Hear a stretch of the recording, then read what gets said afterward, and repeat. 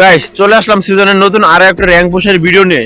And অন্যান্য দিনের মতো আজকে আমি আমার ফুল স্কোয়াডে র‍্যাঙ্ক পুশ করতেছিলাম এবং র‍্যাঙ্ক পুশ করতে করতে খেয়াল করে দেখলাম যে আমাদের ম্যাচে একটা বিবেস ইউটিউবার পড়েছে। মানে খেলা যখন মধ্যম অবস্থায় ছিল, ম্যাচ যখন অর্ধেক শেষ করে ফেলেছি, ঠিক এমন সময় আমাদের চোখে পড়েছিল বিবেস ইউটিউবার এবং সেই ইউটিউবারটা ছিল বিবেস ফারুক ভাই। মানে এই নামে যে কোনো বিবেস ইউটিউবার আছে সেটা আমার আগে জানা ছিল না, আজকে প্রথম দেখলাম। তো অন্যান্য দিনের মতো আজকে আমি আমার স্কোয়াডের সেরা কিলচুরি এলপি লাদেন, ওভাররেটেড এলপি মারুফ এবং সিনিয়র ভাই নাসিবকে নিয়ে একটা ম্যাচ স্টার্ট করে দেই। ফুল স্কোয়াড মিলে রিমনাম ভিলেজ ল্যান্ডিং করেছিলাম এবং সেখান থেকে লুটপাট কমপ্লিট করে যখনই ক্লক টাওয়ার থেকে আসতেছিলাম তখন খেয়াল করে দেখলাম যে ক্লক টাওয়ার একটা ফুল স্কোয়াড ছিল। তো এমন অবস্থায় হালকা একটু ড্যামেজ দিয়ে নক করার সঙ্গে সঙ্গে আমার এসপির অবস্থা একদম 12টা বাজিয়ে দেয়। তো গ্লোয়াল মেরে আমি আমার এসপি একটু রিকভার করে নিলাম। তো যখন আমি শর্ট রেঞ্জে রাজ দেওয়ার জন্য গেলাম, খেয়াল করে দেখলাম যে বিবেস ফারুক ভাই পড়েছে আমাদের ম্যাচে। তাহলে বুঝতেই তো পারছেন আজকের ম্যাচটা কিরকম ফাটাফাটি হবে। আজ একটা বিরাট ফাটাফাটি হইব। তো আমরা ফুল স্কোয়াড মিলে একটা চ্যালেঞ্জ নিয়ে নিলাম যে কোনো মূল্যে আমাদের বিবেস ইউটিউবারকে মেরে ম্যাচটা বইয়া করতে হবে।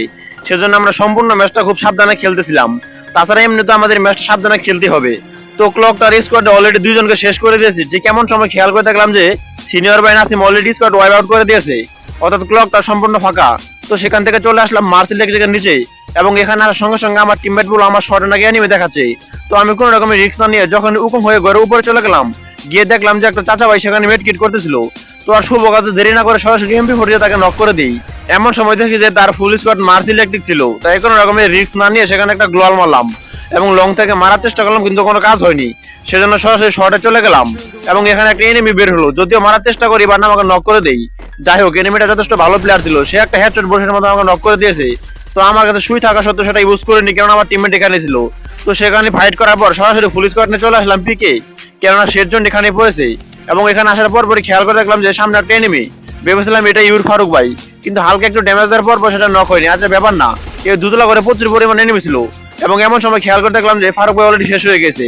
তো সামনে খেয়াল করে দেখলাম যে একটা এনিমি উকুম হয়েছিল, তাই ফ্লাশ দিয়ে তার উকুমটা নষ্ট করলাম এবং এমপি ফুটে সেটাকে নক করে দিলাম।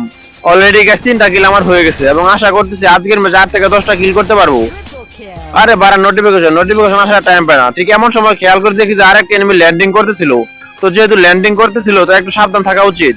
হাতে একটা এমপি ফোর্টি এবং খেয়াল করে থেকে যে এনিমিটা ঘরের নিচে নেমেছিল, তো ভালো একটা ড্যামেজ তাকে দিয়ে দিয়েছি, যে কোনো তাকে মারতে হবে। আরে বারা কি রোটেট রে ভাই। তো যাই হোক, কোন রকমের এমপি ফোর্টি সেটাকে নক করে দিয়েছি এবং অলরেডি গাছ আমার কিল 4টা হয়ে গেছে। ঠিক এমন সময় আমার টিমমেট সেখানে নক হয়ে যায়। এনিমিটা প্রচুর চালাক মাল ছিল, সেজন্য উকুম হয়ে সামনে থেকে আসতেছিল কিন্তু কোনো ছাড় দেয়নি। জুম করে অলরেডি সেটাকেও শেষ করে দিয়েছে এবং 5টা কিল হয়ে গেছে। কিন্তু এখনো পর্যন্ত ইউর ফারুক ভাই স্কোয়াড আমার সামনে পড়েনি। আমি তো ভাই প্রচুর পরিমাণে আশা ছিলাম তাকে শেষ করবো, সেজন্য ফুল স্কোয়াড নিয়ে চলে আসলাম সরাসরি পিকের সেন্টারে এবং আসার পর পরে একটাকে ফুল ড্যামেজ দিয়ে দিয়েছি, বাট কিলটা আমার টিমমেট চুরি করে নিয়েছে। আচ্ছা ব্যাপার না, আমার এসপি অবস্থা একদম 12টা বাজা গেছে, একটা মেড কিট করে নেই। ঠিক এমন অবস্থায় আর একটা এনিমি জায়গায় চলে আসে। আর ভাই কি বাজানটা বাইচা গেছি, কেননা সে জায়গায় বসে পড়ছিলাম, এনিমি মারলে হেডশট পড়তো। আচ্ছা যাই হোক, সেটাকে ভালো একটা ড্যামেজ অলরেডি দিয়ে দিয়েছি। আর যে কোনো মূল্যে কিলটাকে আমাকে নিতে হবে এবং আমার টিমমেট অলরেডি সবগুলো বেঁচে আছে, আশা করি ম্যাচটা বুঝাও করতে পারবো। কি রে ভাই, এনিমিটা গেল কই?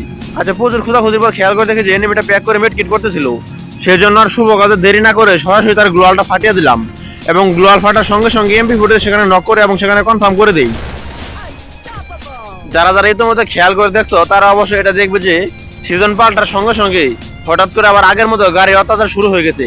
এখন আগের মতো প্রচুর পরিমাণে জোন পুষার পড়তেছে, প্রচুর পরিমাণে গাড়ি অত্যাচার হচ্ছে। মাঝখানে কিছুদিন কোনো গাড়ি অত্যাচার ছিল না, কিন্তু এই সিজন চেঞ্জ হওয়ার সঙ্গে সঙ্গে আবার অত্যাচার শুরু হয়ে গেছে। দেখেন লাস্ট জোন, এই জন্য মিপিকের ছাদের উপর ছিল, একটাকে ভালো একটা ড্যামেজ দিয়ে দিয়েছিলাম বাট লাভ হয়নি। ওই তো আর একটা এনিমি আর স্কারতে অলরেডি নক করে দিয়েছি, তার টিমমেটও গিয়েছে। যাই হোক, আমার টিমমেট দুটোকে উল্টে দিয়েছে এবং একটা অলরেডি পেয়ে গেছি। কিছুক্ষণ আগেও কিন্তু আমরা ফুল স্কোয়াডে বেঁচেছিলাম, কিন্তু এখনই দেখেন 2টা টিমমেট আমার নাই হয়ে গেছে এবং বলতে না বলতে আরো একটা সেখানে শেষ হয়ে যায়। এবং এরকম মাঝখানের জায়গায় একটা এনিমি ঢুকে পড়েছে, মানে কোনো রকমের তাকে মারতে পারছিলাম না। যাই হোক, কোনো রকমে মারতে পারছি এবং যখনই তাকে একটু লুট করতে বসলাম আর একটা ভ্যানচুত এখানে চলে আসে। যাই হোক, কোন রকমের শত চেষ্টা করে এমপি ফোর্টি বাংলা জেতার মাধ্যমে এটাকে শেষ করতে পারছি। মানে কি একটা বাজে, মানে কপাল খারাপ থাকলে যা হয় আর কি। এটাকে মারতে পারলাম না, বিবেস এখনো পেলামই না। ঠিক এমন অবস্থায় আরো একটা এসে এখানে স্কাইলে ফাটিয়ে আমাকে মারার চেষ্টা করে, কিন্তু কোন রকম এখান থেকে বেঁচে ফেরার চেষ্টা করে, কিন্তু শেষ পর্যন্ত আর রক্ষা হলো না এবং আমাকে নক করে দিল। মানে সুই মেরে রিভাইভ নেওয়ার চেষ্টা করছিলাম, বাট ভাগ্যে আর রিভাইভটা ছিল না এবং সেখানে শেষ হয়ে যায়। যদিও বা ম্যাচটাকে প্লাস করতে পারছিলাম, কিন্তু এখানে আমাদের বিবেস মারার স্বপ্ন স্বপ্নে রয়ে যায় এবং ম্যাচটা আমাদের এখানে শেষ হয়ে যায়। সেই সাথে শেষ হলো আমাদের আজকের ভিডিওটাও।